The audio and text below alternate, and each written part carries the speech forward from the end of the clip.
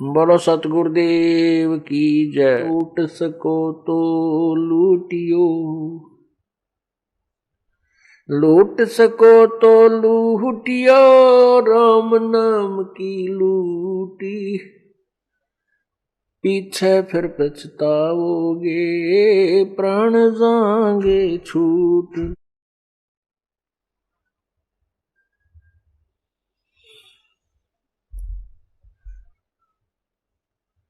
बंदे तू कर बंदगी, जय चावे दीदार,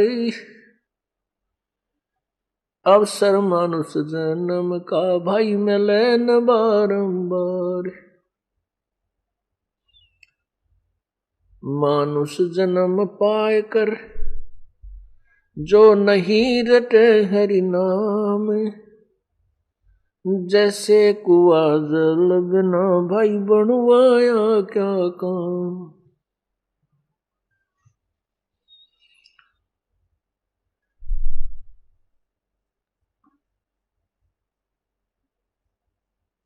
जिन हर की चोरी करी और गए राम गुण भूली, ते बिद न बागुल किए रहे उर्द मुख झूल।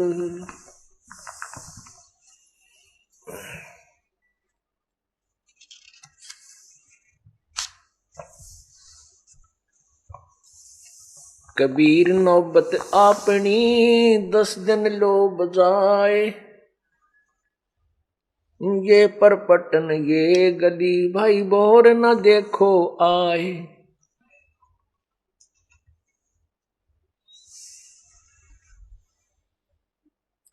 जिनके नौबत बाजती और मंगल बंदते बार, एक हरि के नाम बिना गए जन्म सब हार।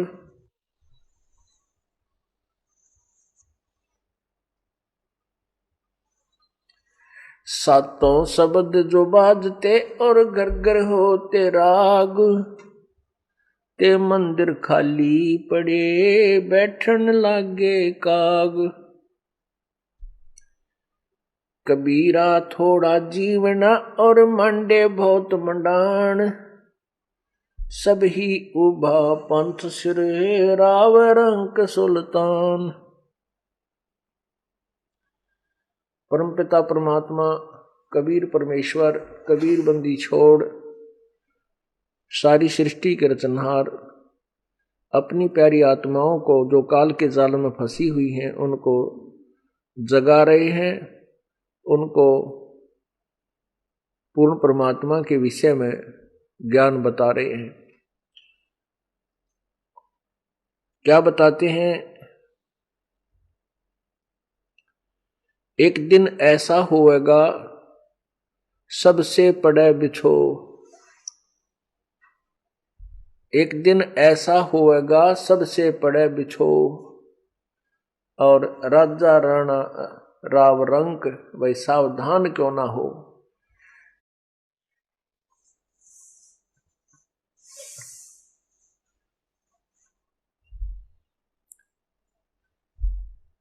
मात पिता तेरा कुटुंब कबीला, यो कोई दिन का मेला रे, और यहीं मिलाया यहीं बिछुड़ जा तू जागा हंस अकेला रे। परमात्मा कहते हैं कि तू काल के जाल में फंस के इतना अनजान हो गया कि तेरा जहां जन्म हो जाता है, चाहे किसी योनि में, पशु में, पक्षी में, मनुष्य में, गधे में, कुत्ते के में, आप उसी में सेट हो जाते हो। वही भाई बहन और रिश्तेदार, माता पिता, वहीं के जो अपने मित्रों में इतने लीन हो जाते हो, आप भूल जाते हो मरने को, आप भूल जाते हो उस दिन को जिस दिन तुमने यहाँ से इनसे बिछुड़ना है। और बिछुड़ कर फिर कहाँ जाओगे, क्या होगा, इस अध्याय को आपने कति यो चैप्टर बंद कर रखा है। उस चैप्टर को खोलने के लिए, याद दिलाने के लिए परमात्मा स्वयं आते हैं या अपने कोई दास को भेजते हैं, ताकि अनजान आत्माएं अपने आप को पहचाने, तुम कौन हो, कहां से आए थे, कहां जाना है और यहां क्या कर रहे हो। जरा उनकी तरफ ध्यान दो जिन्होंने अपना सारा जीवन संतान की जो सेवा में, संतान की परवरिश में और महल और कोठी बनाने में समाप्त कर दिया। और एक दिन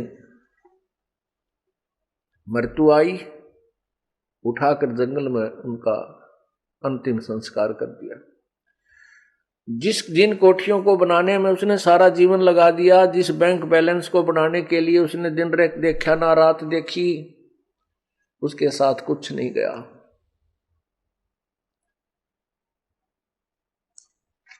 तो क्या था ये?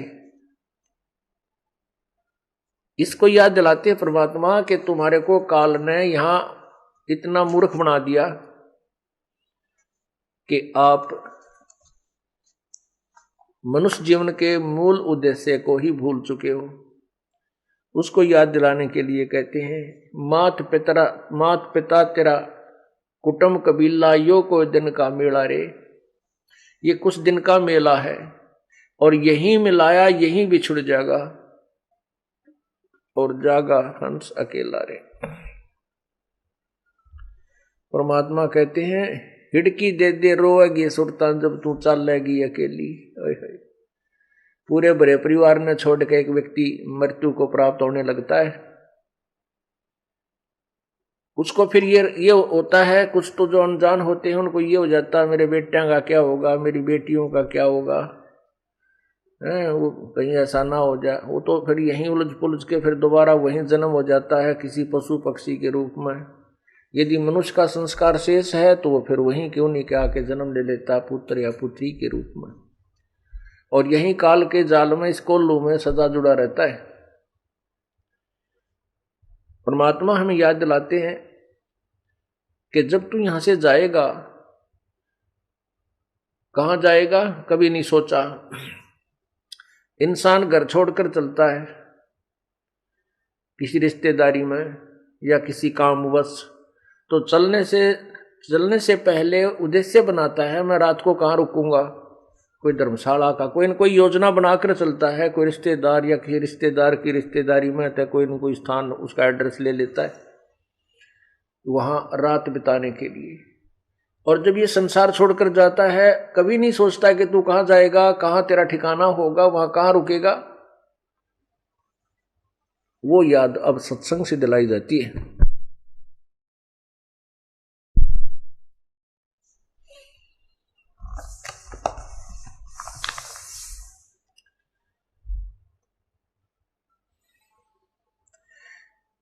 एक दिन ऐसा होएगा सबसे पड़े बिछो, बिछो माने सबसे बिछुड़ जाएगा। राजा राणा राव सब भाई सावधान क्यों ना हो।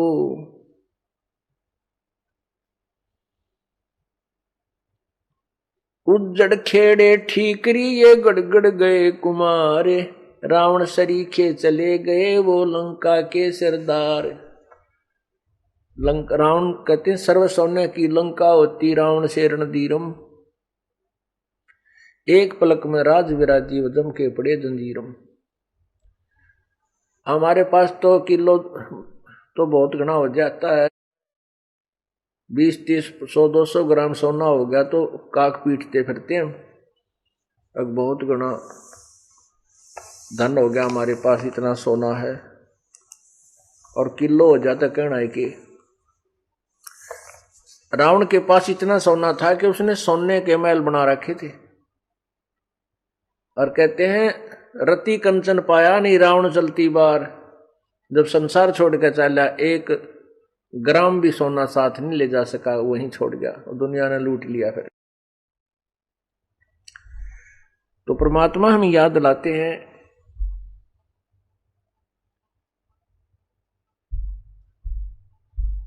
ये बड़े बड़े महल बना रखे हैं और फिर ये उज्जड़ हुए पड़े हुए खेड़े बोल रहे हैं, जिनको खेड़े कहते हैं। तो वहां देखो कितने सामान पड़ा होता है, किसी के मटके फूटे पड़े हैं, कोई छोटी छोटी ईंट निकलती हैं, जैसी भी जिस समय की सभ्यता है उस प्रकार के वहां सारे बर्तन मिल जाते हैं। परमात्मा कहते हैं उज्जड़ खेड़े ठीकरी ये ठेकरी गड़गड़ गए कुमार, रावण सरीखे चले गए वो लंका के सरदार।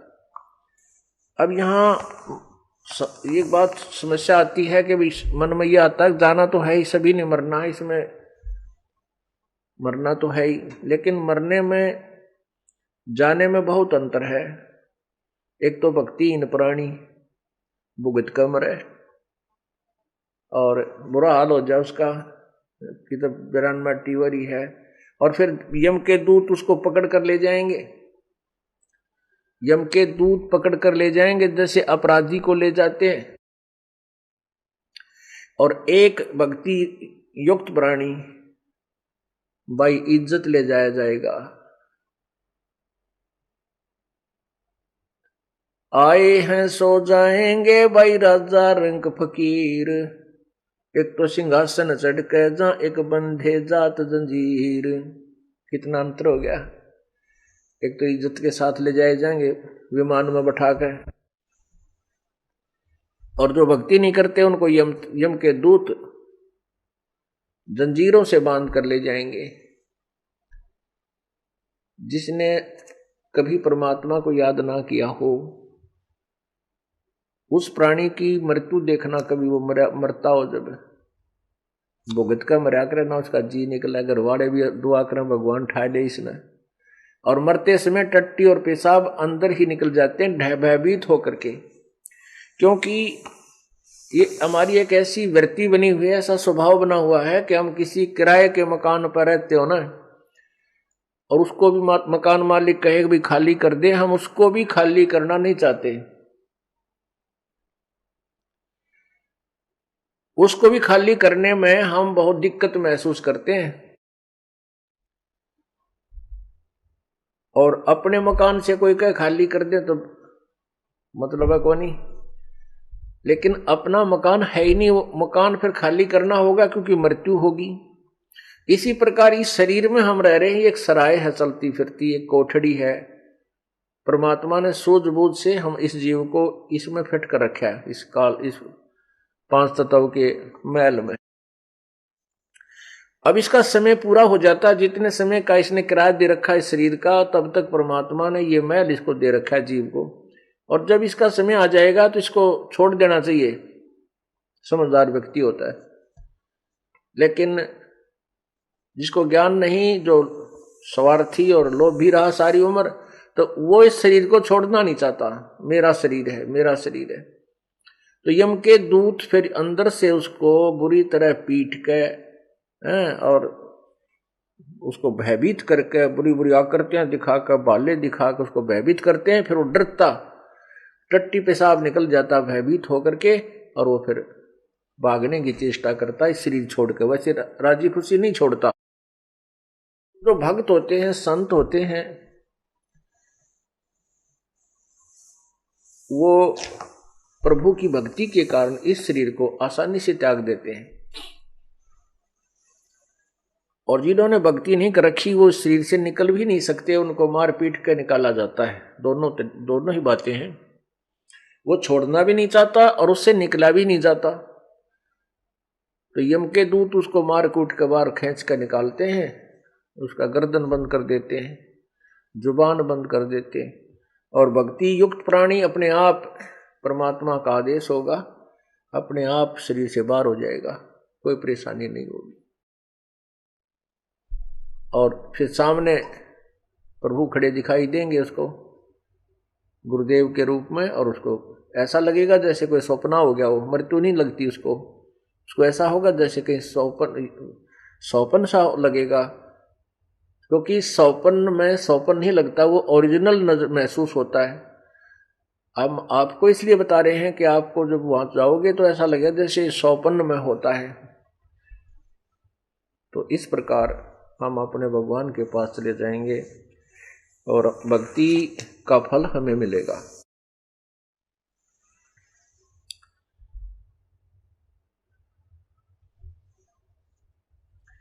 कबीरा कहाँ गर्बियो ये ऊंचा देख आवास, काल पड़े भूमि लेटना तेरे ऊपर जम घास।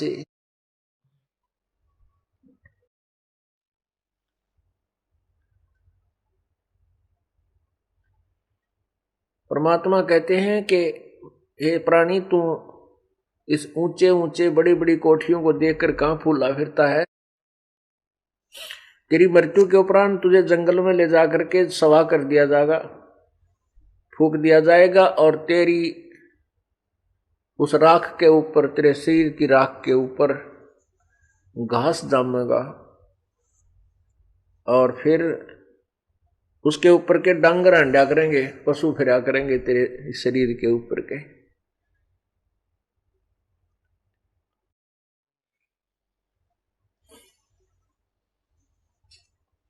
कबीरा कहाँ गर्बियो इस जोबन की आसे, टेसु फूले दिवस दस खंबर खरब खंगर भय पलास।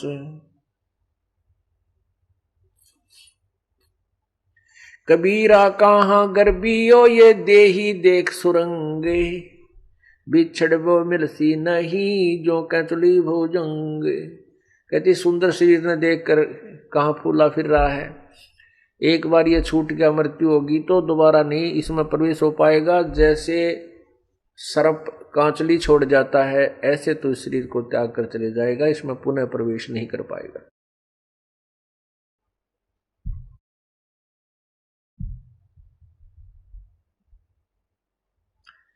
कबीरा कहाँ गर्भियो ये काल गह करके से, न जाने का मारेगा के घर के परदेश। परमात्मा कहते हैं या तो भक्ति कर ले, परमात्मा मेरी शरण में आ जा, नहीं तो यू काल तेरी ब्रांड में टिकर के मारेगा ना, मेरा कितना एक्सीडेंट में दूसरे देश में यानी अपने घर से बाहर, और ना बेरा कितना घर में हार्ट अटैक हो जाएगा और बीमारी हो जाए। ये तेरी दुर्गति रखता है, इसलिए प्रभु कहते हैं हमारी शरण में आ जा। कबीरा ये ऐसा संसार है जैसा संबल फूले, दिन दस के व्यवहार को झूठे रंग न भूले। पाकी खेती देख करे गरबे कहाँ किसान, अब हो अज हो झोला बहुत है घर आले तब जान। परमात्मा हमें हर तरह से सतर्क करते हैं, कहते हैं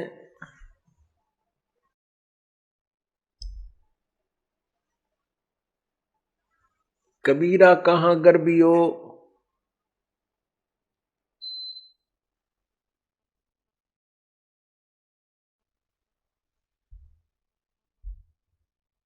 कबीर ऐसा ये संसार है जैसा संबल फूल। कहते हैं सुअ संबल से या, और लागे डोडे ढूंढ।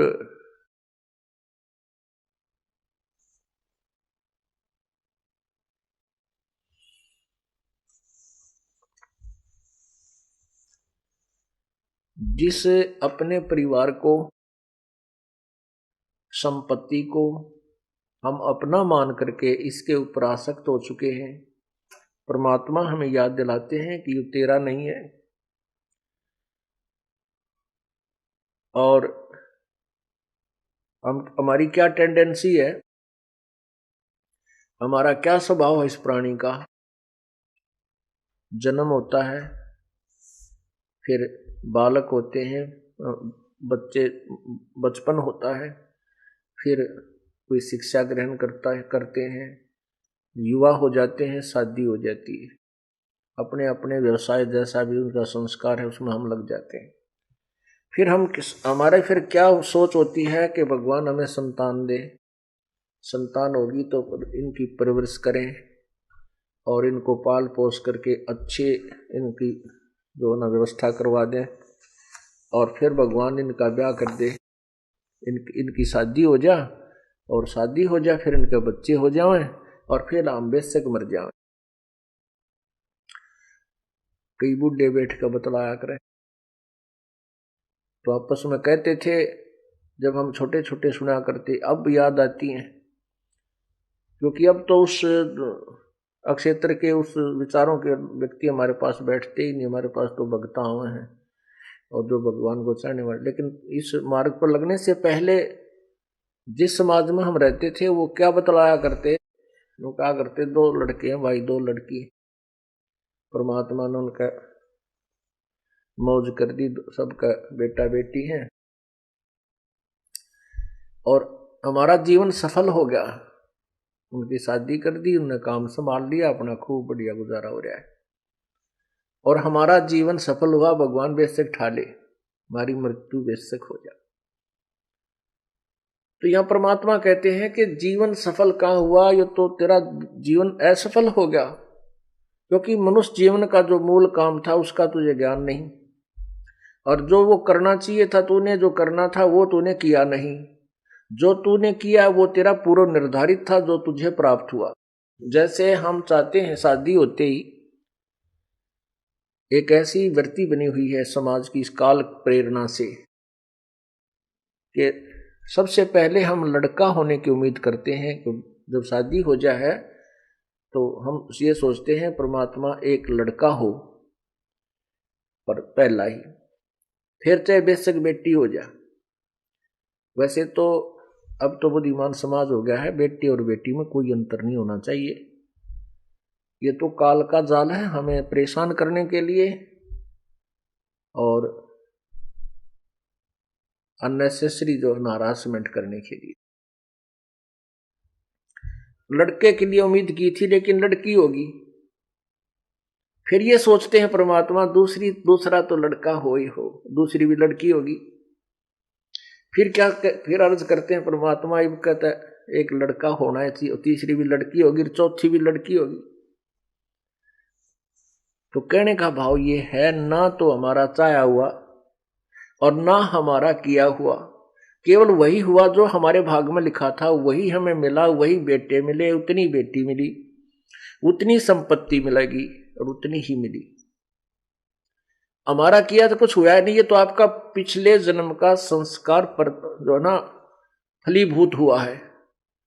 अब तूने इस जन्म में जो करना चाहिए था, जो तुझे अगले जन्म में मिला, वो शुरुआत भी ना की और फिर कहता है मेरा जीवन सफल हो गया। तूने तो जीवन बर्बाद कर दिया, असफल कर दिया। नालायक, जो करना था वो छेड़ा भी को नहीं, शुरुआत भी नहीं की इसकी।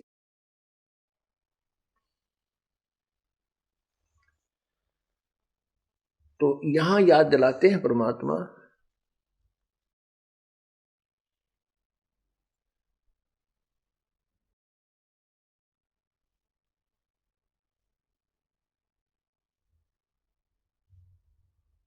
जैसे एक संभल का वृक्ष होता है, संभल, उस संभल के वृक्ष के फल बहुत ही अच्छे होते हैं, फूल भी बढ़िया होते हैं। देखने में तो वो फल इतने अच्छे होते हैं कि बहुत ही स्वादिष्ट होंगे, इनमें बहुत खाद्य पदार्थ पाओगा। उसको जो फोड़ के देखे तो उसमें कपास होती है, रुई होती है, जैसे आंख के डोडा में होती है।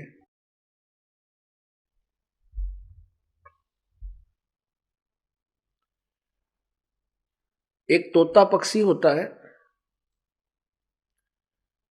वो तोता पक्षी जो है ना पके हुए फलों को खाता है, और जब वो संभल का वृक्ष बड़ा होता है तो उसको तोता उस पर आस रखता है कि ये वृक्ष बड़ा होगा, इसका फल लगेंगे। 10-12 वर्ष में वो संभल का वृक्ष बड़ा हुआ, फल लगने लगे। जब फल लगने लगे तो तोते ने सोचा फल पक गया, इसको खा ले तू। संभल के फल को खाने के उद्देश्य से, पके हुए फल को खाने के उद्देश्य से तोते ने चोंच मारी आछी दबा के, और वो चोंच मारते ही रुई उसके मुंह में फंस गई चोंच में। अब उसने सोचा था आनंद लूंगा, फल मीठा फल पाऊंगा, खाऊंगा, और वह चोंच फंस गई उसकी चोंच में, उसने वह रुई फंस गई उसकी चोंच में, जान बचानी मुश्किल होगी। अब हमें क्या बताते हैं परमात्मा कि जिस परिवार की पोषण में, इस परिवार रूपी तूने जो पेड़ लाया है, इसके आस में ये सोचता है ये बुजुर्ग, ये व्यक्ति, कि बुढ़ापे में मन मौज हो जाएगी, बच्चा ने पाल पोस दूंगा, इनकी ब्याह शादी कर दूंगा और फिर मेरे आराम से ठाठते रहूंगा। बुढ़ापे में तो रह लिया ठाठते, तेरा जिए जानेगा अच्छा तू ठाठते रहेगा। तो ये पहले याद दिलाई जाती है कि बुढ़ापे में कोई सुख का सांस तो नहीं ले सकता, ना तू दान कर सकता, क्योंकि बच्चे सारी संपत्ति पर गिंडली मार कर बैठ जाएंगे सांप की तरह, एक चौने नहीं देंगे, मांग के लेनी पड़ेगी, वो भी राजी हो गए दे देंगे, ना नहीं देंगे। और ना फिर तो कितना सफर करने दोगा। बुढ़ापे में सत्संग सुन चला जा, समस्या बहुत आ जाएंगी, कदे कड़ दुख है, कदे सिर दुख है, कदे जाड़ पड़वानी, कदे आंख पड़वानी, कदे बीपी आई, कभी लो, क्यों बुढ़ापे में शरीर कम वीक हो जाता है। इसका तो सीमा दे रखी है भगवान ने, इतने समय के बाद इसमें स्थिति परिवर्तन आएगा ही आएगा। तो परमात्मा हमें याद दिलाते हैं कि तू पहले कर जो करना है, ऋण, भक्ति और दान, ये तीनों काम जवान। फिर भी जो बुजुर्ग हैं, बूढ़े हैं, पुण्यात्मा हैं, यदि परमात्मा के नाम पर लग जाएंगे तो परमात्मा धीरे धीरे उसका रास्ता खोलेगा, उसके शरीर में भी सुख देगा, उनके बच्चों की बुद्धि में परिवर्तन करेगा, क्योंकि प्रभु प्रबल शक्ति है, वो हर परिवर्तन कर सकता है। तो कहने का भाव यह है कि जो पहले लग गए तो बहुत अच्छा, उसके बच्चे भी ठीक लाइन पकड़ जाएंगे, उनकी पुत्र वधुआ होंगी, वह भी भगवान होंगी, भगवान के चरणों में लग जाएंगी, पूरे परिवार में एक सुथरा माहौल बना रहेगा। और जो परमात्मा से दूर हैं या बिल्कुल लास्ट में आएंगे, कोई ऐसी घबराने की बात नहीं है, लाभ उसको भी मिलेगा, लेकिन उसी रेसों में मिलेगा।